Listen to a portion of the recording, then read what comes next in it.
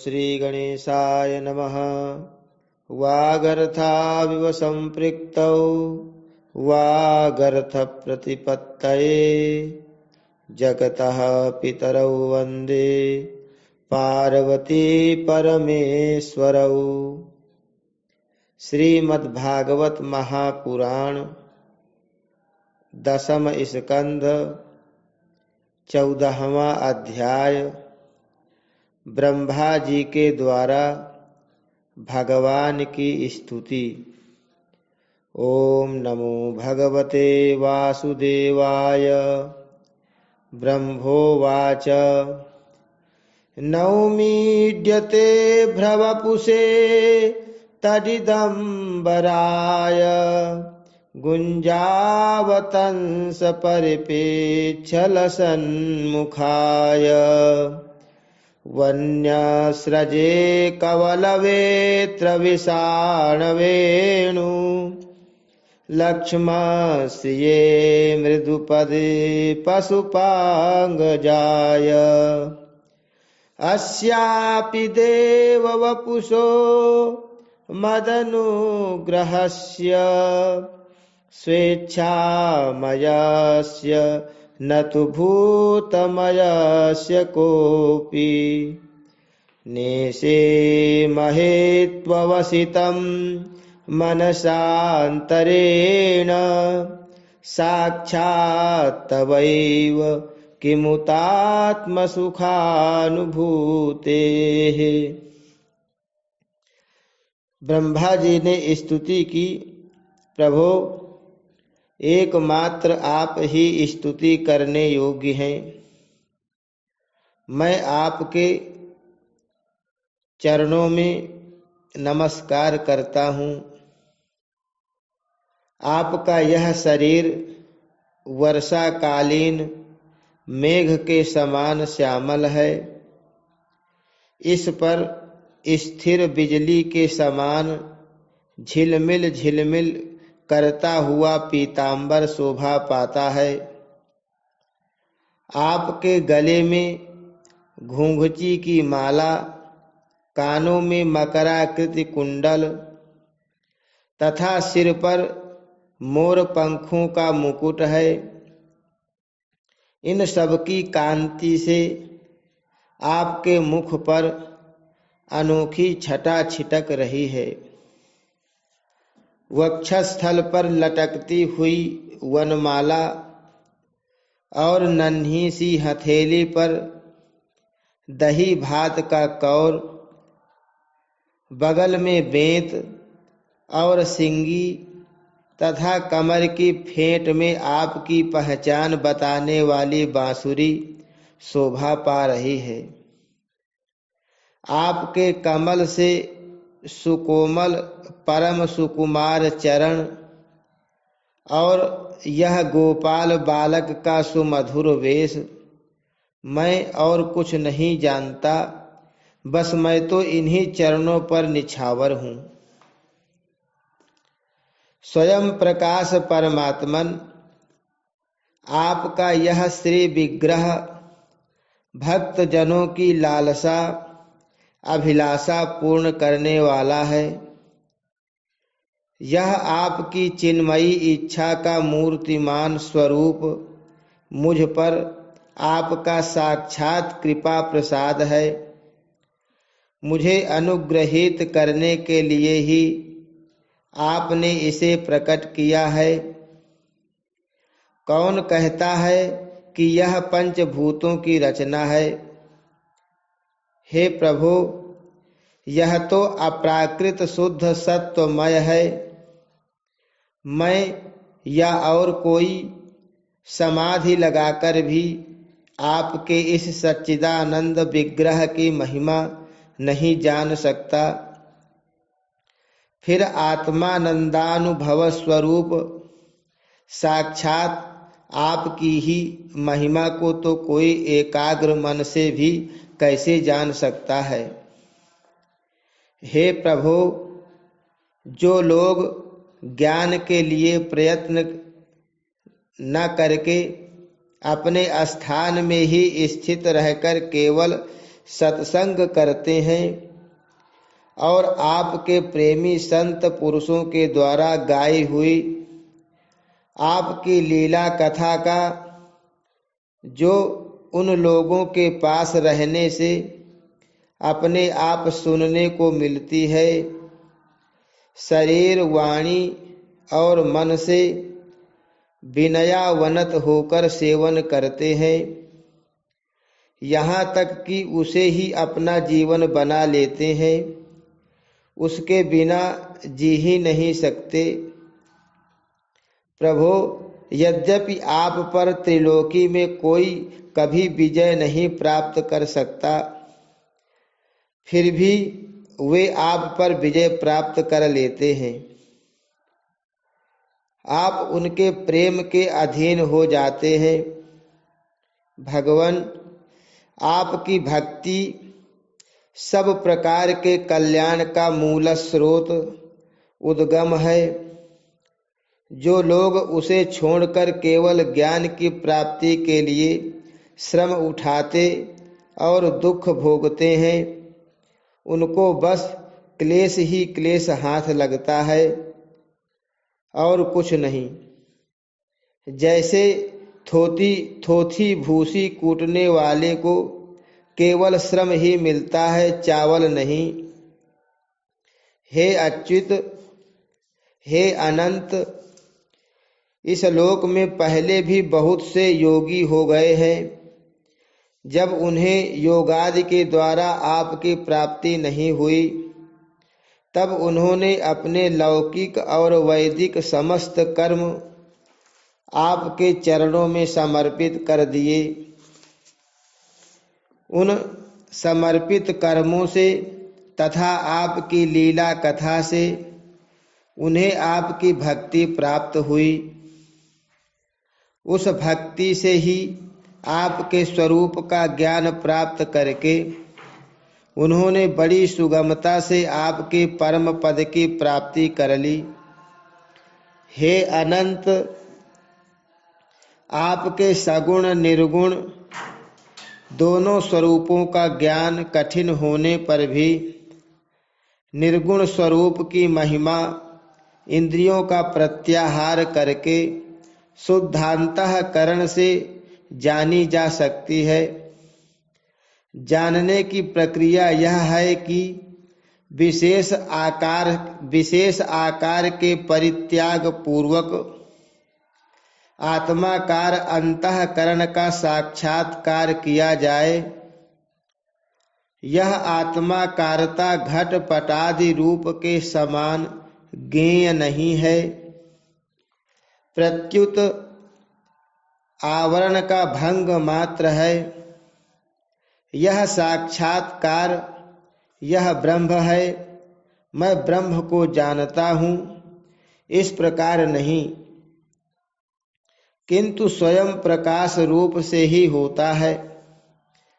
परंतु भगवान, जिन समर्थ पुरुषों ने अनेक जन्मों तक परिश्रम करके पृथ्वी का एक एक परमाणु, आकाश के हिमकण, ओस की बूंदें तथा उसमें चमकने वाले नक्षत्र एवं तारों तक को गिन डाला है, उनमें भी भला ऐसा कौन हो सकता है जो आपके सगुण स्वरूप के अनंत गुणों को गिन सके।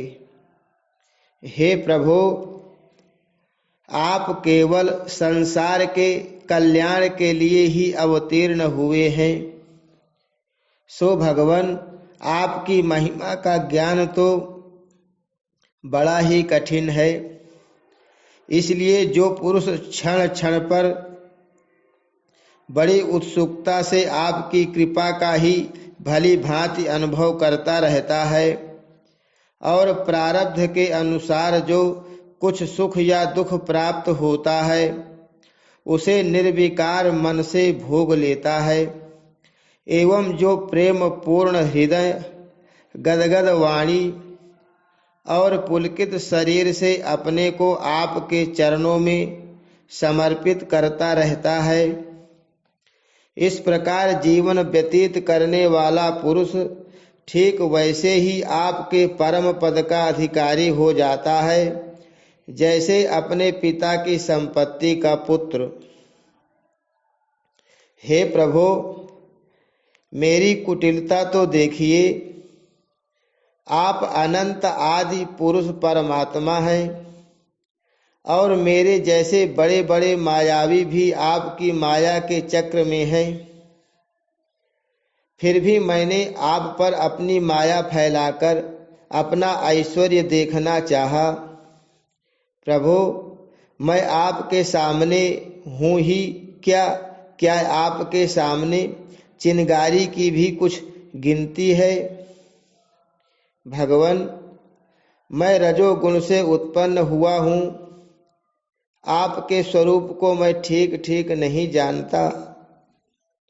इसी से अपने को आपसे अलग संसार का स्वामी माने बैठा था। मैं अजन्मा जगत करता हूँ। इस मायाकृत मोह के घने अंधकार से मैं अंधा हो रहा था। इसलिए आप यह समझकर कि यह मेरे ही अधीन है, मेरा भृत्य है, इस पर कृपा करनी चाहिए। मेरा अपराध क्षमा कीजिए। हे मेरे स्वामी, प्रकृति, महत्तत्व, अहंकार, आकाश, वायु, अग्नि, जल और पृथ्वी रूप आवरणों से घिरा हुआ यह ब्रह्मांड ही मेरा शरीर है और आपके एक एक रोम के छिद्र में ऐसे ऐसे अगणित ब्रह्मांड उसी प्रकार उड़ते पड़ते रहते हैं जैसे झरोखे की जाली में से आने वाली सूर्य की किरणों में रज के छोटे छोटे परमाणु उड़ते हुए दिखाई पड़ते हैं। कहाँ अपने परिमाण से 3.5 हाथ के शरीर वाला अत्यंत क्षुद्र मैं और कहाँ आपकी अनंत महिमा। वृत्तियों की पकड़ में न आने वाले परमात्मन, जब बच्चा माता के पेट में रहता है तब अज्ञानवश अपने हाथ पैर पीटता है, परंतु क्या माता उसे अपराध समझती है या उसके लिए वह कोई अपराध होता है और नहीं है। इन शब्दों से कही जाने वाली कोई भी वस्तु ऐसी है क्या जो आपकी कोख के भीतर न हो। श्रुतियां कहती हैं कि जिस समय तीनों लोक प्रलय कालीन जल में लीन थे, उस समय उस जल में स्थित श्री नारायण के नाभि कमल से ब्रह्मा का जन्म हुआ। उनका यह कहना किसी प्रकार असत्य नहीं हो सकता। तब आप ही बतलाइए प्रभो, क्या मैं आपका पुत्र नहीं हूँ? प्रभो, आप समस्त जीवों के आत्मा हैं, इसलिए आप नारायण, नार जीव और अयन आश्रय हैं। आप समस्त जगत के और जीवों के अधीश्वर हैं, इसलिए आप नारायण, नार जीव और अयन प्रवर्तक हैं। आप समस्त लोकों के साक्षी हैं, इसलिए भी नारायण, नार जीव और अयन जानने वाला है। नर से उत्पन्न होने वाले जल में निवास करने के कारण जिन्हें नारायण, नार जल और अयन निवास स्थान कहा जाता है, वे भी आपके एक अंश ही हैं। वह अंश रूप से देखना भी सत्य नहीं है, आपकी माया ही है। भगवान, यदि आपका वह विराट स्वरूप सचमुच उस समय जल में ही था तो मैंने उसी समय उसे क्यों नहीं देखा, जबकि मैं कमल नाल के मार्ग से उसे 100 वर्ष तक जल में ढूंढता रहा। फिर मैंने जब तपस्या की तब उसी समय मेरे हृदय में उसका दर्शन कैसे हो गया, और फिर कुछ ही क्षणों में वह पुनः क्यों नहीं दिखा, अंतर्धान क्यों हो गया। माया का नाश करने वाले प्रभु, दूर की बात कौन करे, अभी इसी अवतार में आपने इस बाहर देखने वाले जगत को अपने पेट में ही दिखला दिया, जिसे देखकर माता यशोदा चकित हो गई थी। इससे यही तो सिद्ध होता है कि यह संपूर्ण विश्व केवल आपकी माया ही माया है। जब आपके सहित यह संपूर्ण विश्व जैसा बाहर दिखता है, वैसा ही आपके सहित यह संपूर्ण विश्व जैसा बाहर दिखता है, वैसा ही आपके उदर में भी दिखा। तब क्या यह सब आपकी माया के बिना ही आप में प्रतीत हुआ? अवश्य ही आपकी लीला है। उस दिन की बात जाने दीजिए, आज की ही लीजिए। क्या आज आपने मेरे सामने अपने अतिरिक्त संपूर्ण विश्व को अपनी माया का खेल नहीं दिखलाया है? पहले आप अकेले थे, फिर संपूर्ण ग्वाल बाल बछड़े और छड़ी छीके भी आप ही हो गए। उसके बाद मैंने देखा कि आपके वे सब रूप चतुर्भुज हैं और मेरे सहित सबके सब तत्व उनकी सेवा कर रहे हैं। आपने अलग अलग उतने ही ब्रह्मांडों का रूप भी धारण कर लिया था, परंतु अब आप केवल अपरिमित अद्वितीय ब्रह्म रूप से ही शेष रह गए हैं। जो लोग अज्ञानवश आपके स्वरूप को नहीं जानते, उन्हीं को आप प्रकृति में स्थित जीव के रूप से प्रतीत होते हैं और उन पर अपनी माया का पर्दा डालकर सृष्टि के समय मेरे ब्रह्मा रूप से, पालन के समय अपने विष्णु रूप से और संहार के समय रुद्र के रूप में प्रतीत होते हैं। प्रभु, आप सारे जगत के स्वामी और विधाता हैं। अजन्मा होने पर भी आप देवता, ऋषि, मनुष्य, पशु पक्षी और जलचर आदि योनियों में अवतार ग्रहण करते हैं, इसलिए कि इन रूपों के द्वारा दुष्ट पुरुषों का घमंड तोड़ दें और सत्पुरुषों पर अनुग्रह करें। हे भगवान, आप अनंत परमात्मा और योगेश्वर हैं। जिस समय आप अपनी योग माया का विस्तार करके लीला करने लगते हैं, उस समय त्रिलोकी में ऐसा कौन है जो यह जान सके कि आपकी लीला कहाँ, किस लिए, कब और कितनी होती है। इसलिए यह संपूर्ण जगत स्वप्न के समान असत्य, अज्ञान रूप और दुख पर दुख देने वाला है। आप परमानंद, परम ज्ञान स्वरूप एवं अनंत हैं। यह माया से उत्पन्न एवं विलीन होने पर भी आप में आपकी सत्ता से सत्य के समान प्रतीत होता है। प्रभो, आप ही एकमात्र सत्य हैं, क्योंकि आप सबके आत्मा जो हैं। आप पुराण पुरुष होने के कारण समस्त जन्मादि विकारों से रहित हैं। आप स्वयं प्रकाश हैं, इसलिए देश, काल और वस्तु जो पर प्रकाश है, किसी प्रकार आपको सीमित नहीं कर सकता। आप उनके भी आदि प्रकाशक हैं। आप अविनाशी होने के कारण नित्य हैं। आपका आनंद अखंडित है। आप में न तो किसी प्रकार का मल है और न अभाव। आप पूर्ण एक हैं। समस्त उपाधियों से मुक्त होने के कारण आप अमृत स्वरूप हैं। आपका यह ऐसा स्वरूप समस्त जीवों का ही अपना स्वरूप है, जो गुरु रूप से सूर्य से तत्व ज्ञान रूप दिव्य दृष्टि प्राप्त करके उससे आपको अपने स्वरूप के रूप में साक्षात्कार कर लेते हैं, वे इस झूठे संसार सागर को मानो पार कर जाते हैं। संसार सागर के झूठा होने के कारण इससे पार जाना भी अविचार दशा की दृष्टि से ही है।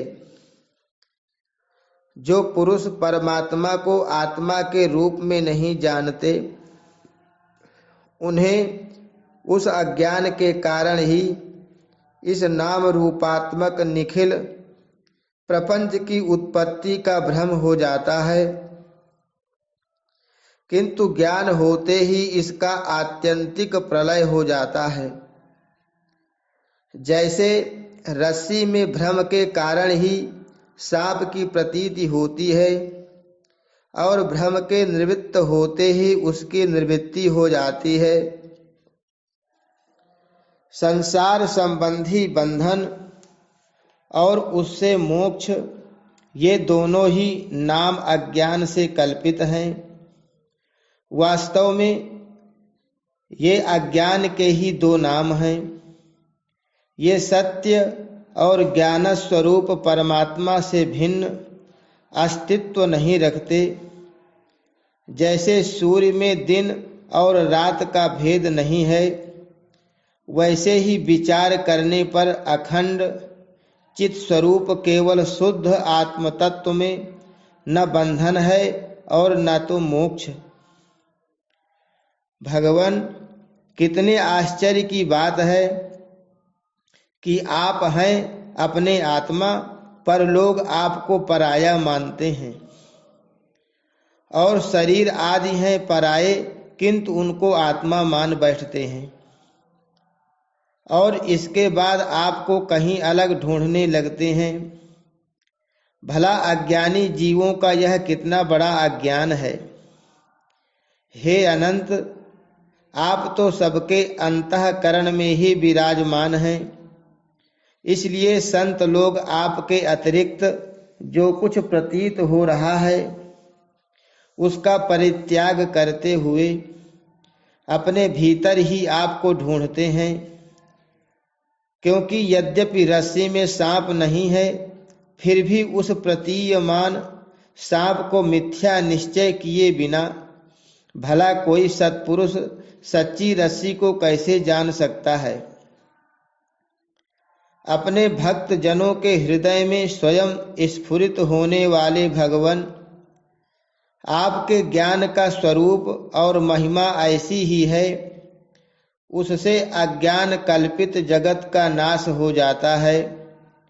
फिर भी जो पुरुष आपके युगल चरण कमलों का तनिक सा भी कृपा प्रसाद प्राप्त कर लेता है, उससे अनुग्रहित हो जाता है, वही आपकी सच्चिदानंदमयी महिमा का तत्व जान सकता है।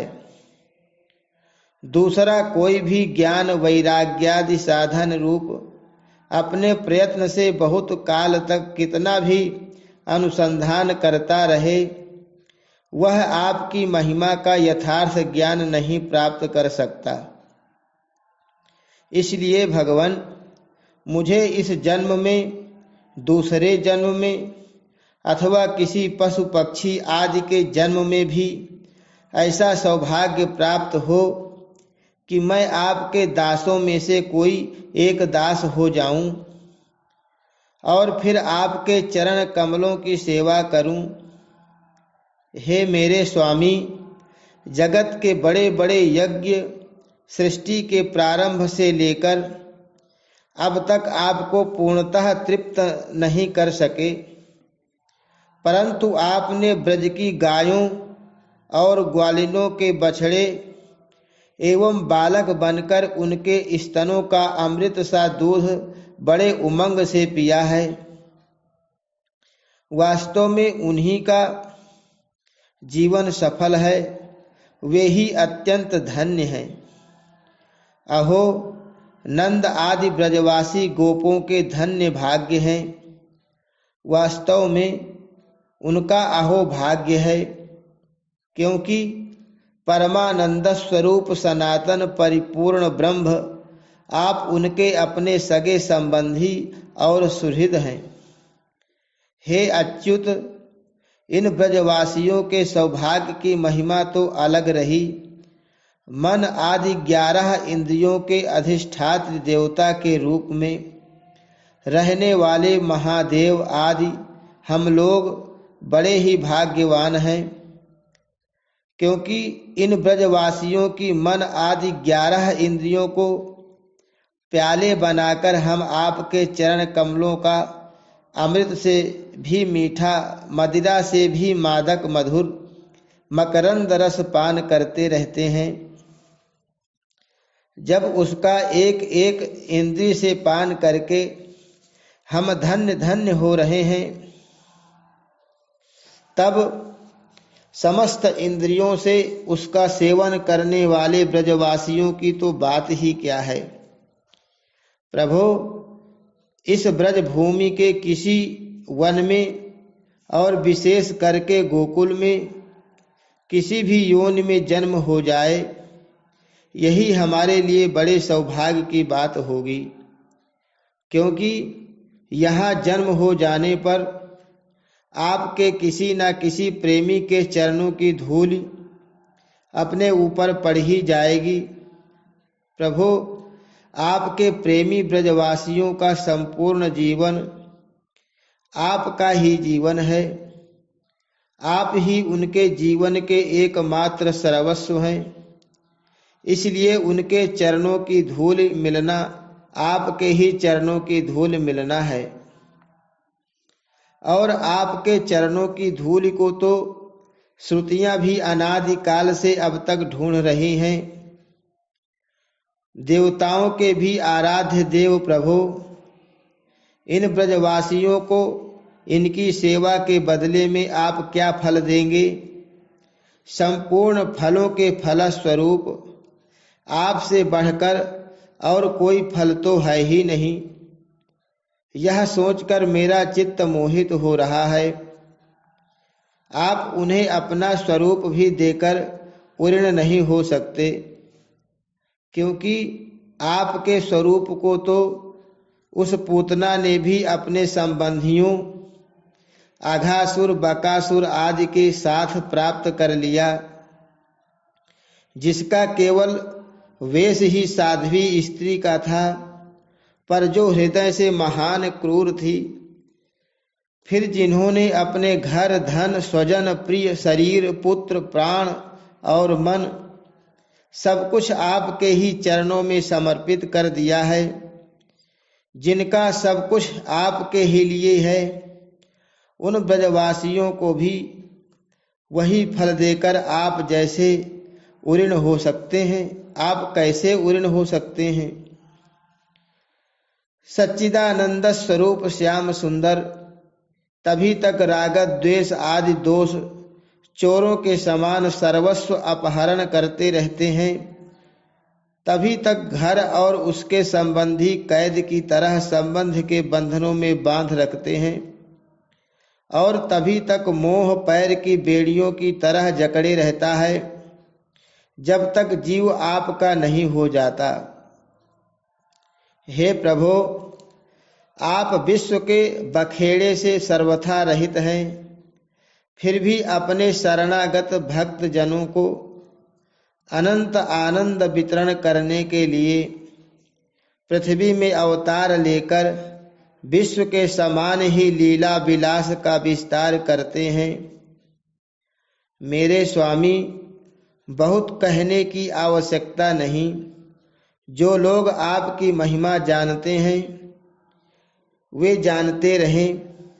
मेरे मन, वाणी और शरीर तो आपकी महिमा जानने में सर्वथा असमर्थ है। सच्चिदानंद स्वरूप श्री कृष्ण आप सबके साक्षी हैं। इसलिए आप सब कुछ जानते हैं। आप समस्त जगत के स्वामी हैं। यह संपूर्ण प्रपंच आप में ही स्थित है।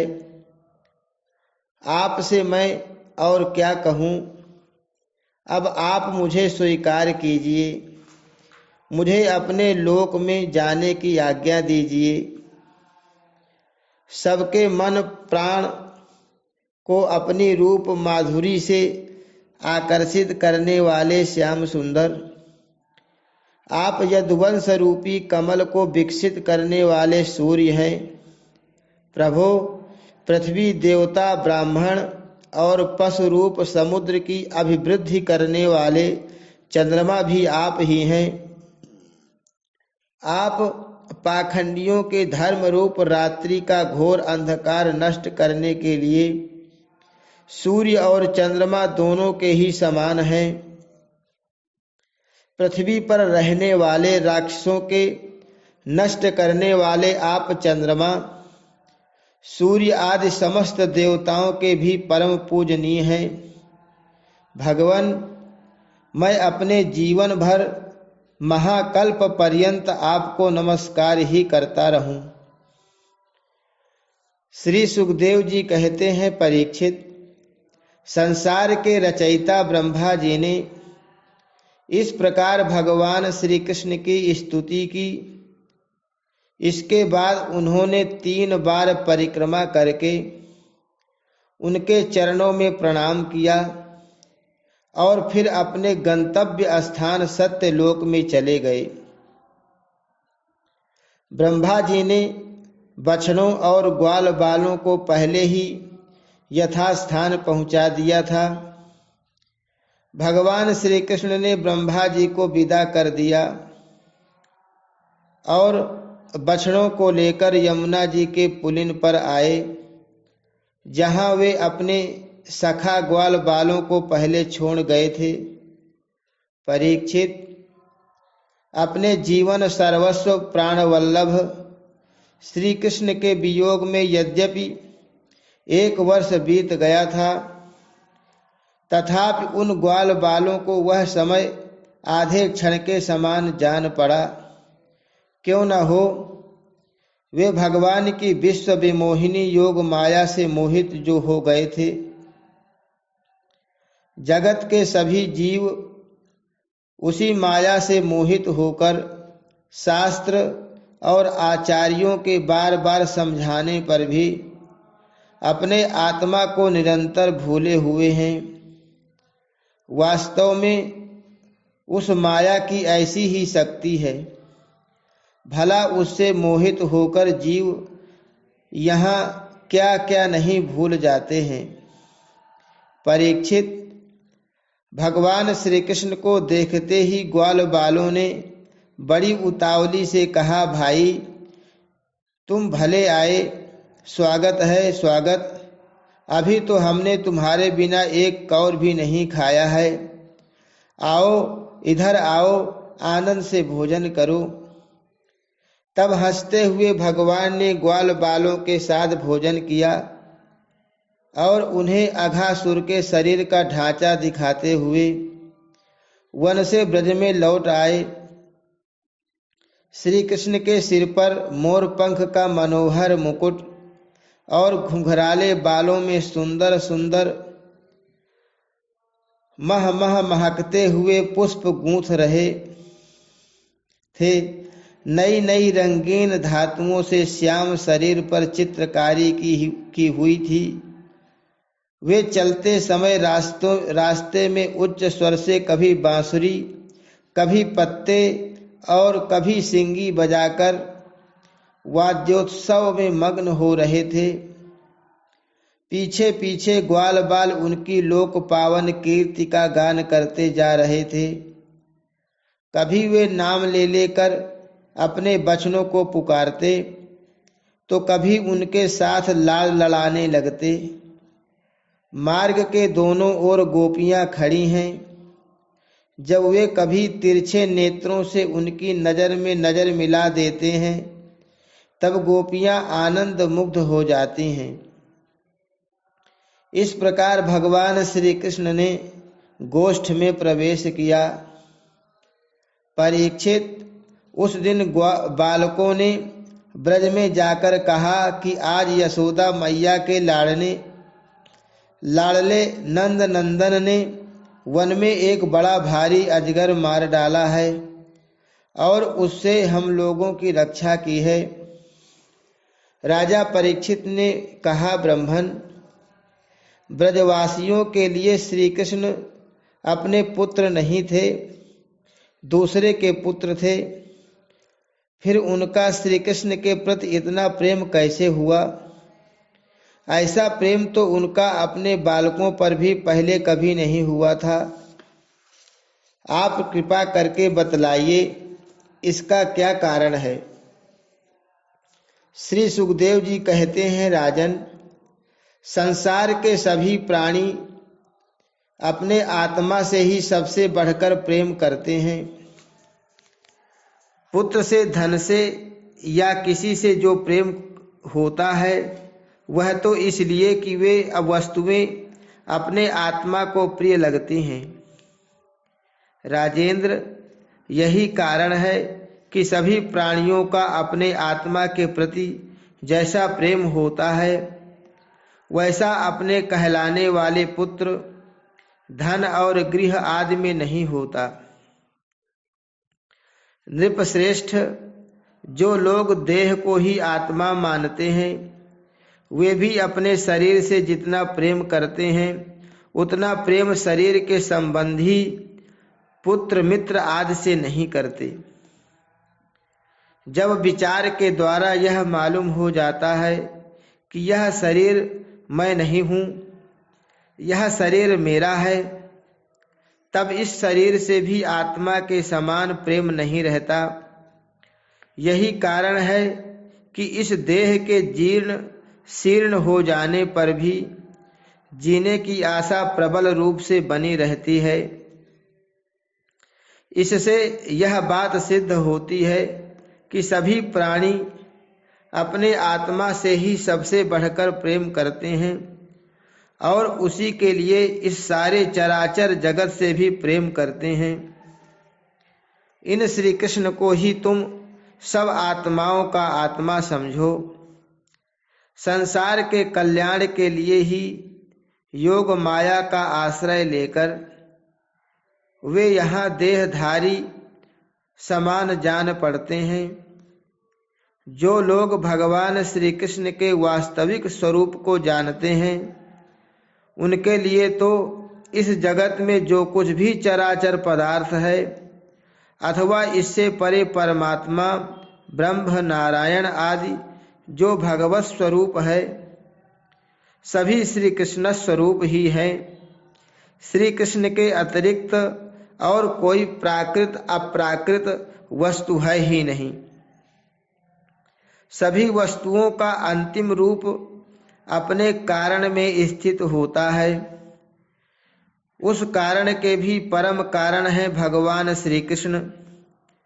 तब भला बताओ किस वस्तु को श्री कृष्ण से भिन्न बतलाएं? जिन्होंने पुण्य कीर्ति मुकुंद मुरारी के पद पल्लव की नौका का आश्रय लिया है, जो कि सत्पुरुषों का सर्वस्व है, उनके लिए यह भव सागर बछड़े के खुर के गड्ढे के समान है।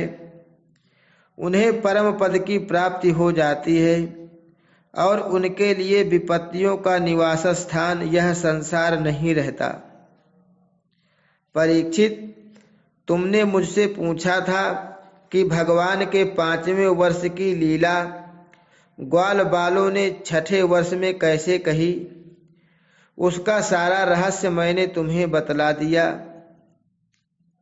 भगवान श्री कृष्ण की ग्वाल बालों के साथ वन क्रीड़ा, अघासुर को मारना, हरी हरी घास से युक्त भूमि पर बैठकर भोजन करना, अप्राकृत रूपधारी बछड़ों और ग्वाल बालों का प्रकट होना और ब्रह्मा जी के द्वारा की हुई इस महान स्तुति को जो मनुष्य सुनता और कहता है उसको धर्म, अर्थ, काम और मोक्ष की प्राप्ति हो जाती है।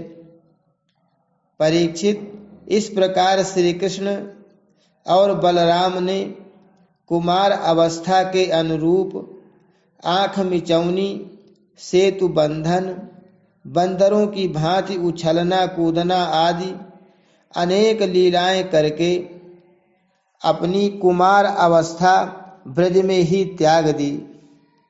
हरि शरणम। श्री कृष्णार्पणमस्तु।